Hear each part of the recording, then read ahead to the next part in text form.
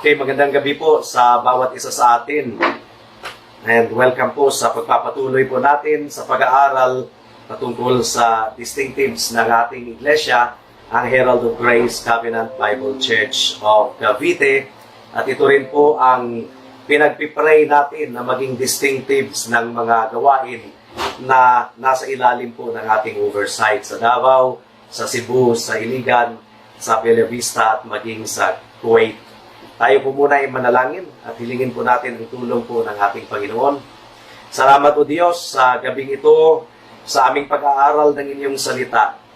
At naway para ito sa ikatitibay ng inyong iglesia. Naniniwala po kami na ang spiritual growth ay hindi po hiwalay sa pangangaral ng inyong salita. Lalo-lalo na sa aming pag-aaralan ngayon na expository preaching. Naway maunawaan ito ng bawat isa. Ang kahalagahan nito ay hindi namin baliwalain at panatilihin talaga ito sa inyong gawain na itinanim dito sa Dasmariñas. Salamat po Diyos. In Jesus' name we pray. Amen.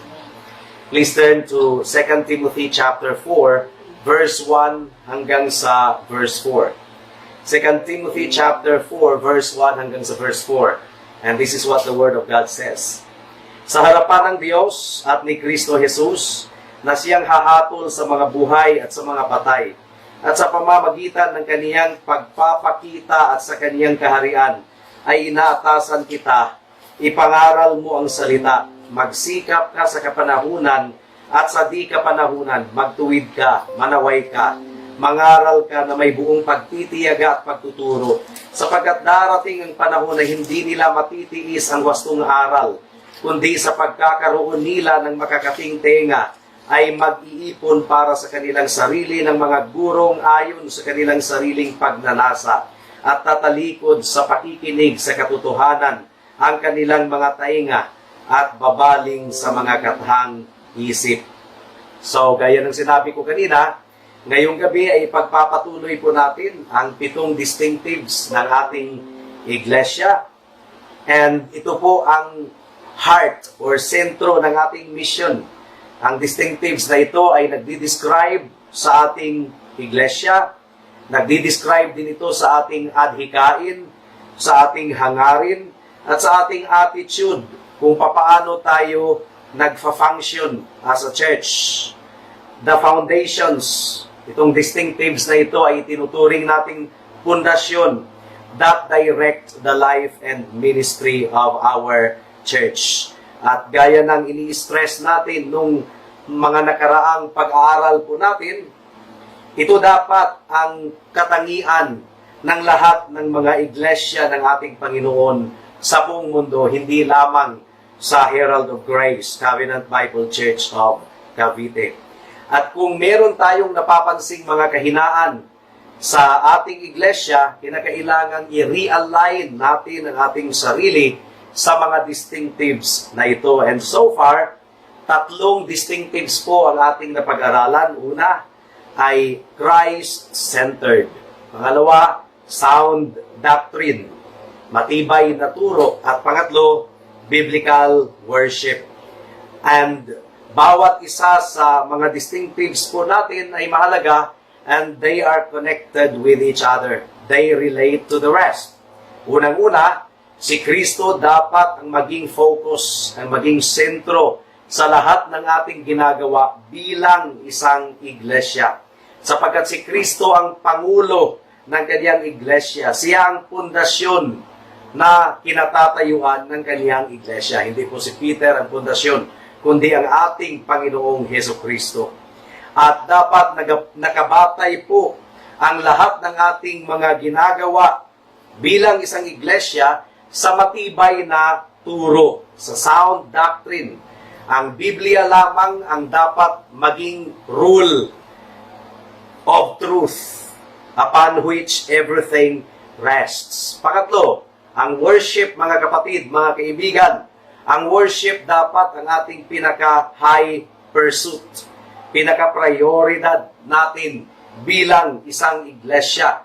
At ang worship natin ay dapat Christ-centered, and it must be grounded upon the truth. The Bible must be the basis for how we conduct our worship.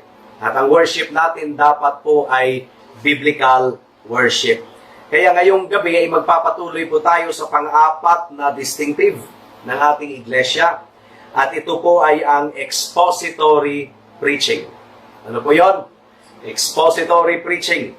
Isang solid na uri ng pagpapahayag ng salita ng Diyos. Hindi po natin sinisurcharge or tinitipid ang pangangaral po ng salita ng Panginoon dito sa ating iglesia. It is dependent upon the other distinctives. Sapagkat ang tunay na pangangaral ng salita ng Diyos ay dapat si Kristo dapat ang maging lantad. So Christ-centered pa rin. For example, 1 Corinthians chapter 1 verse 22 and 23. 1 Corinthians chapter 1 verse 22 and 23. Sabi po dito, sapagkat ang mga Hudiyo ay humihingi ng mga tanda at ang mga Griego ay humahanap ng karunungan. Subalit ipinangangaral namin ang Kristo na ipinako sa krus na isang katitisuran sa mga Hudiyo at kahangalan sa mga Hintil. So, the subject of our preaching must be Christ and Christ alone.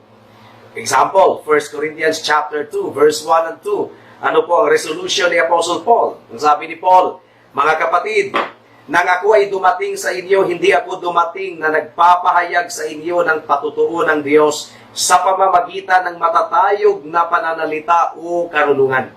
Sapagkat aking ipinasyang walang anumang malaman sa gitna ninyo, maliban na si Jesucristo at siya na ipinako sa krus. So, ang preaching sa loob ng iglesia dapat ay Christ-centered. At ang preaching ay dapat doctrinally sound, systematically, doctrinally sound, mga kapatid, mga kaibigan. Ito po yung katangian ng early church. God-centered, Word-centered, nakabatay sa turo ng mga apostol. Acts chapter 2, verse 42. Ang sabi po dito, sa Acts chapter 2, verse 42, nanatili silang matibay sa turo ng mga apostol at sa pagsasama-sama, sa pagpuputol-putol ng tinapay at sa mga pananalangin. So, nanatili silang matibay sa turo ng mga apostol. So, their preaching was based on sound doctrine. And then, ang preaching po is the primary focus of biblical worship. Diba sa biblical worship, hindi po ang singing ang highlight, hindi po ang music ang highlight. Ang highlight po sa lahat ng ating pagtitipon ay ang preaching, ang salita ng Diyos. Pakinggan po natin si John Stott. Ang sabi po ni John Stott, the word and worship belong inseparably to each other. Hindi daw pwedeng mahiwalay ang salita at ang pagsamba.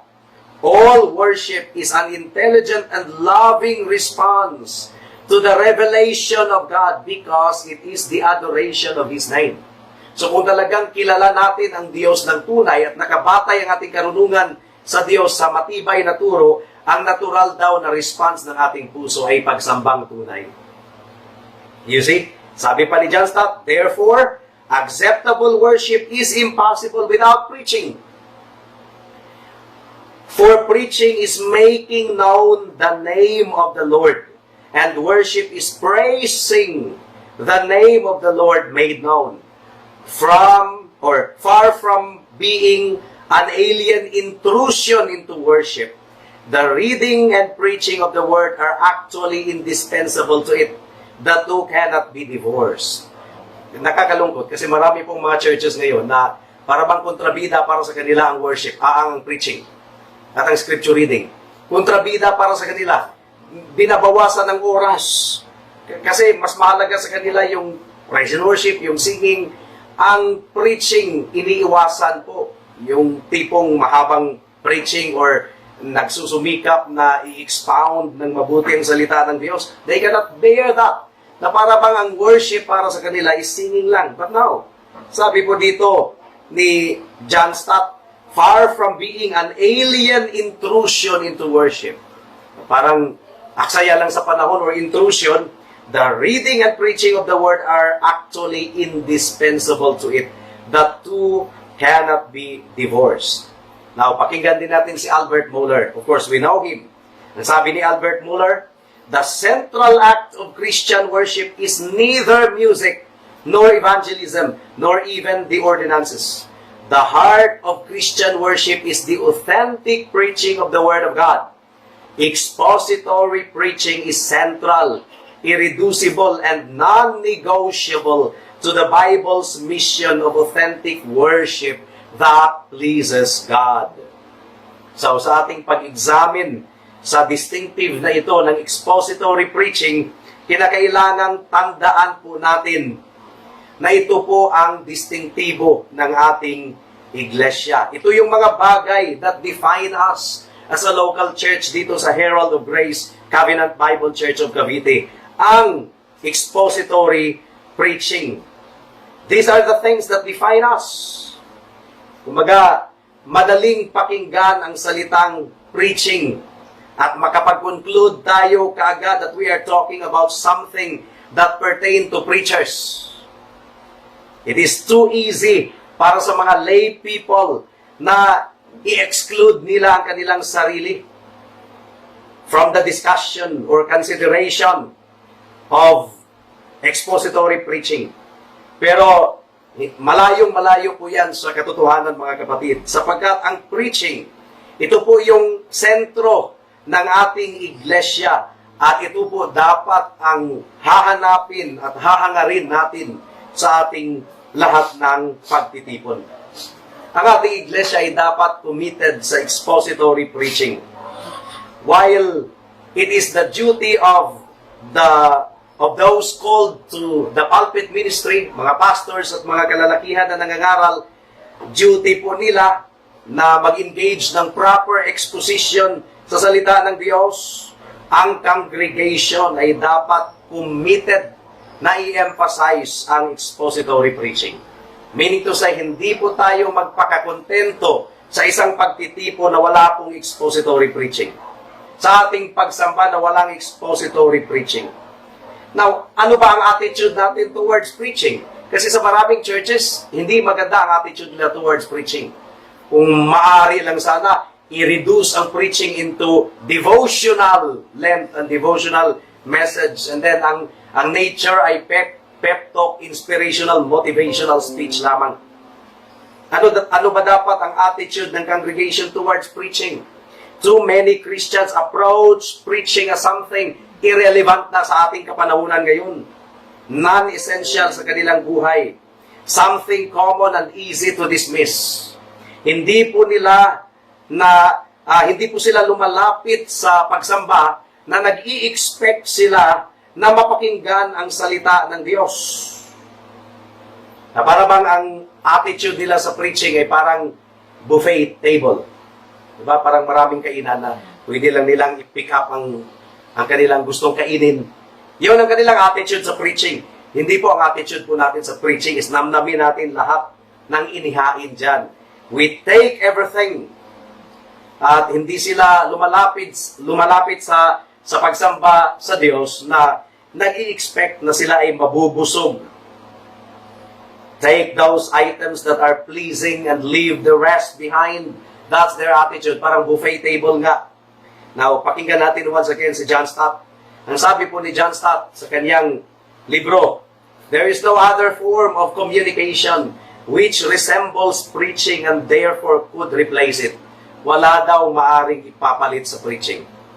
Hindi talaga pwedeng palitan ang preaching ng worship through music, diba? Preaching through song. Hindi daw. Hindi. Wala. The source is a pastor who believes himself called by God to preach and whose call has been recognized by the church, which therefore authorizes him by a solemn commissioning to exercise his ministry and prays that God will confirm his call by empowering him with the Holy Spirit. This, then, is no ordinary communication source. The message is God's own word, for the people have not gathered to hear a human being, but to meet with God. Kasi ang pastor ay spokesperson ng ating Panginoon. They are spiritually hungry. The bread they desire is the Word of God. Sana po ay ito ang description ng congregation natin, no? Spiritually hungry at nagdi-desire talaga ng salita ng Panginoon. Kaya ang tanong dito, mga kapatid, Kayo ba ay lumalapit sa Panginoon sa pagsamba na nag-i-expect talaga na mapakinggan ninyo ang pangungusap ng Diyos at mabusog ang kaluluwa ninyo? Do you engage yourself in the preaching, expecting to hear from God? When you engage in the preaching, you listen attentively. Mag-take down notes pa nga kung kinakailangan. Magtanong pagkatapos ng sermon kung kinakailangan. Si Apostol Pablo ay mentor po ni Timoteo. Diba siya yung nag-train kay Timoteo, nag-mentor? At ang ongoing instruction niya sa batang Timoteo was to keep the Word of God the chief priority of his ministry. Chief priority. 2 Timothy chapter 2 verse 15. 2 Timothy chapter 2 verse 15. Ang sabi dito, pagsikapan mong humarap na subok sa Diyos. Manggagawang walang anumang dapat ikahiya na gumamit ng wasto sa salita ng katotohanan. So paglaanan ito ng ample time ang paghahanda ng sermon. 1 Timothy chapter 4 verse 6. Ang sabi po ng 1 Timothy chapter 4 verse 6, kung ituturo mo sa mga kapatid ang mga bagay na ito, ikaw ay magiging isang mabuting lingkod ni Kristo Jesus na pinalusog sa mga salita ng pananampalataya at ng mabuting aral na iyong sinusunod.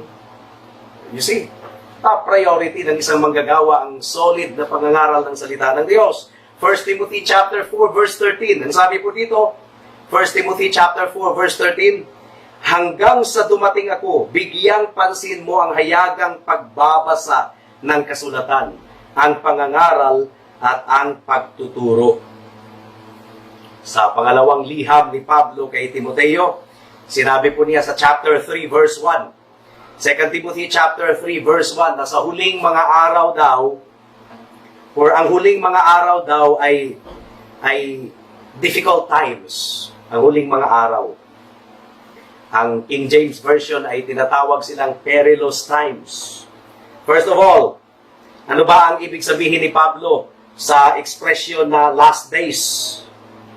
May mga nag-interpret dito ng mga churches na tumutukoy ito sa future event pa. Upon the return of Christ. Last days yun.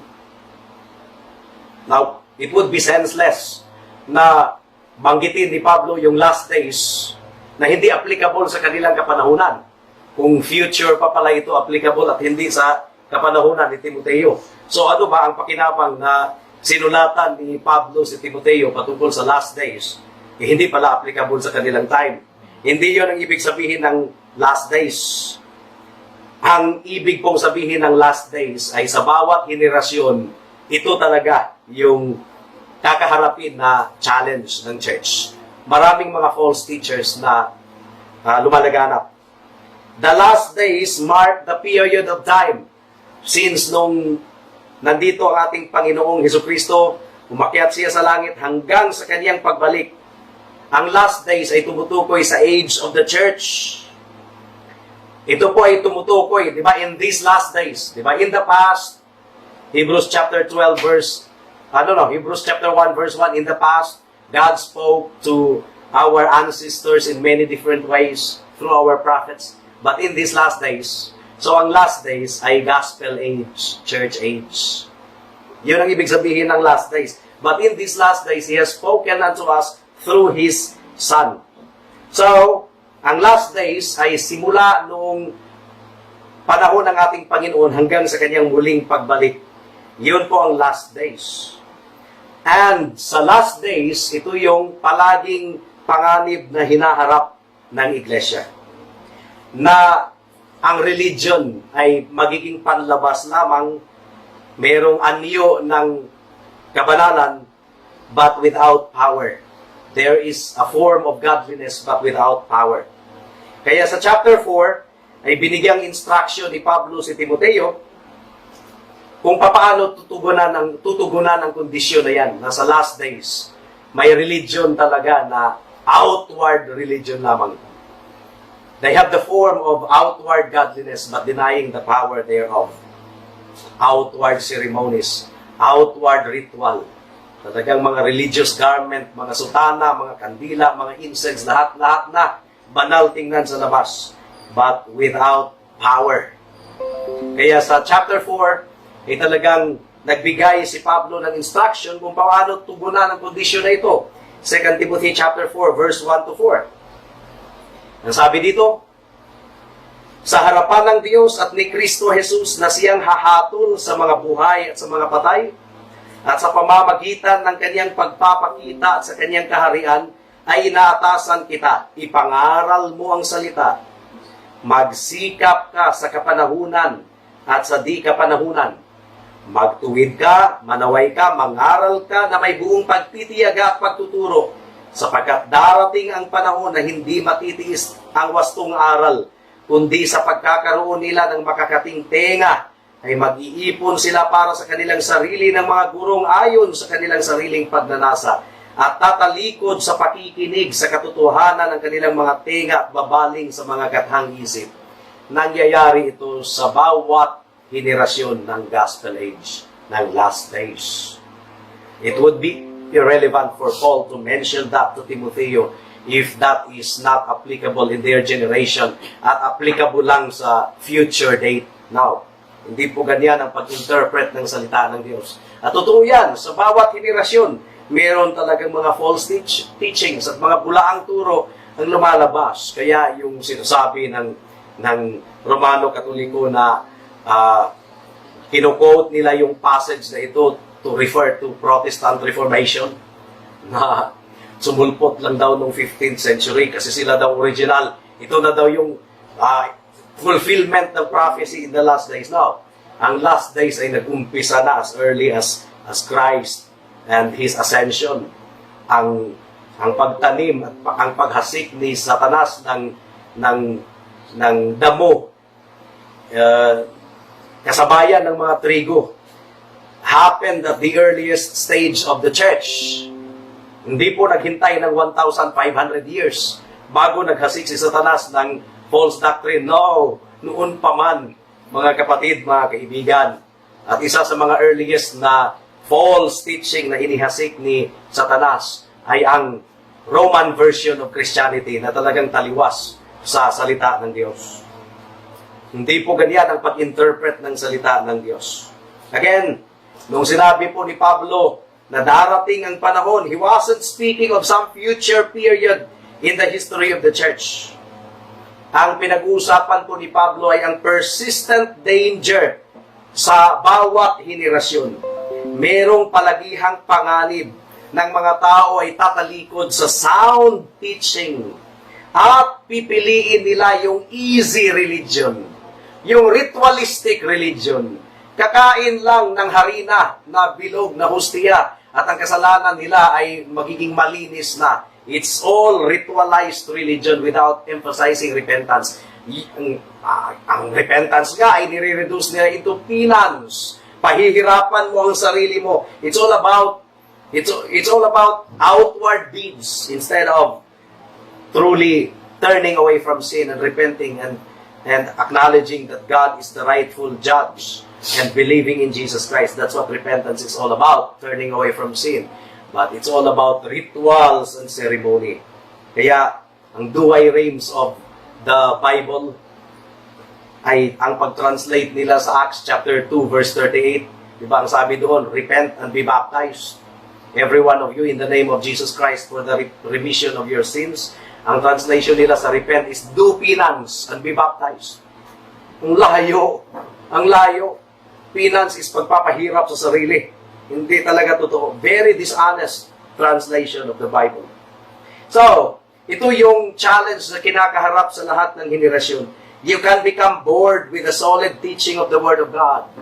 Diba? Insecure ang mga churches sa solid teaching of the Word of God. Baka aantukin ng mga tao. Baka mawalan sila ng interest. Huwag masyadong busisihin ang doktrina. Now, your desire can become dull and your heart hardened. Yun ang panganib, mga kapatid. And this is one of the greatest perils of the life of a Christian. Marami po ang hindi nakare-recognize na nahulog na pala sila sa patibong na ito. And we should always search our hearts. Kung ikaw ay palagi nang tumitingin sa oras mo dahil hindi ka na makatiis ng solid na pangangaral ng salita ng Diyos, there is now a problem. Ano ba ang instruction ni Pablo kang Timoteo? Kasi darating at darating ang panganib na ito sa bawat henerasyon. Since people no longer had an interest in the biblical preaching, sinabi ba ni Pablo kay Timoteo na bawasan mo ang preaching, gaanan mo, gawin mo magaan? No. Ang sinabi ni Pablo, mangaral ka, preach the word in season and out of season. Whether handang makinig ang mga tao or hindi, ipangaral mo ang salita. Mangaral ka, manaway ka, magtuwid ka. Yun ang sabi ni Pablo kay Timoteo. Sinabi ba ni Pablo na bawasan mo yung sermon? Or iksian mo para bumagay sa ating henerasyon ngayon? No. The gospel message is timeless. The truth of the Word of God is timeless. Ang instruction ni Apostle Paul is preach the Word. And when it is well received, whether it is well received or not well received, in season or out of season, just preach the Word. Now, ano ba ang laman ng pangangaral ni Timoteo? It was Word. Preach the Word. Purong salita ng Diyos. Ano bang ibig sabihin ng preach the Word? It means na i-handle natin ng tama ang teksto ng ating sermon. 2 Timothy chapter 2, verse 15, once again, nasabi po dito, pagsikapan mong humarap na subok sa Diyos, manggagawang walang anumang dapat ikahiya na gumagamit ng wasto sa salita ng katotohanan. It means na maging matapat tayo na herald. Kaya nga ang pangalan ng ating iglesia is Herald of Grace. Maging matapat tayo na proclaimer. Herald means proclaimer or announcer. Maging matapat tayo na herald, rightly proclaiming God's Word. Ayon pa kay William Hendrickson, sabi po dito ni William Hendrickson, genuine heralding or preaching is lively, not dry, timely, not stale. It is the earnest proclamation of news initiated by God. It is not the abstract speculation on views excogitated by men. And this brings us to the nature of our fourth distinctive na ipagpapatuloy po natin next week kasi wala na po tayong oras. So introduction pa lang po ito sa pang-apat na distinctive po ng ating iglesia, which is expository preaching. Para sa mga kaibigan natin na wala pa sa Panginoon, faith comes by hearing and hearing by the Word of God. So kung ang pananampalataya mo ay ayon sa sabi-sabi at hindi talaga nakabatay sa solid preaching of the Word of God, ang pananampalataya na yan ay peke, pamahiin lang. Kinakailangan talagang nakabatay sa salita ng Panginoon ang kaalaman mo patungkol kay Kristo at sa kaligtasan upang ikaw ay magkaroon ng tunay na pagkakakilanlan sa ating Diyos. So ang hamon sa iyo, kaibigan, siguraduhin mo na kilala mo si Kristong tunay bilang tanging Diyos at tagapagligtas mo. At saan mo siya makikilala? Sa Biblia at sa Biblia lamang. Tayo po ay manalangin.